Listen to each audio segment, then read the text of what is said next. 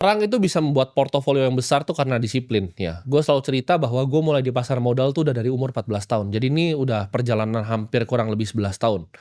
Semua harta yang gue bikin itu nggak dibikin semalam ya, dan ini Bitcoin ini bukan cara untuk kalian jadi kaya secara cepat. Ini adalah hedging karena kita tahu ya uang fiat itu banyak yang dicetak. Ini adalah salah satu alokasi portofolio gitu ya. Jadi bisa jadi kalian punya Bitcoin, kalian bisa juga punya aset yang lain. Borong Bitcoin ini adalah dokumentasi contoh ya, di mana kalian bisa melihat sebuah proses.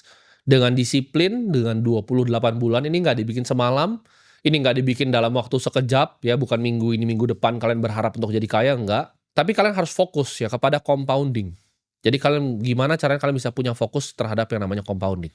Akan ada kalanya portofolio dari borong Bitcoin ini kan bisa lihat kan dalam historikalnya. Ada waktu itu yang sempat rugi, ada yang sempat turun, ya ada yang sempat turun bahkan 30% dari nilai ATH portofolionya. Yang ngalahin investor tuh kadang bukan kepintarannya, tapi kemampuan mereka untuk mengelola emosi mereka sendiri.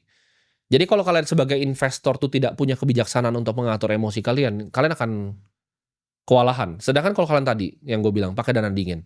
Ketika portofolio turun 30%, kalian nggak takut. Ya, karena hidup kalian tuh masih aman-aman aja, jangan pakai uang yang kalian nggak punya. Bitcoin itu untuk gue mengajarkan kesabaran ya, sebagai seorang investor ini ngajarin gue kesabaran, mengajarkan gue disiplin juga.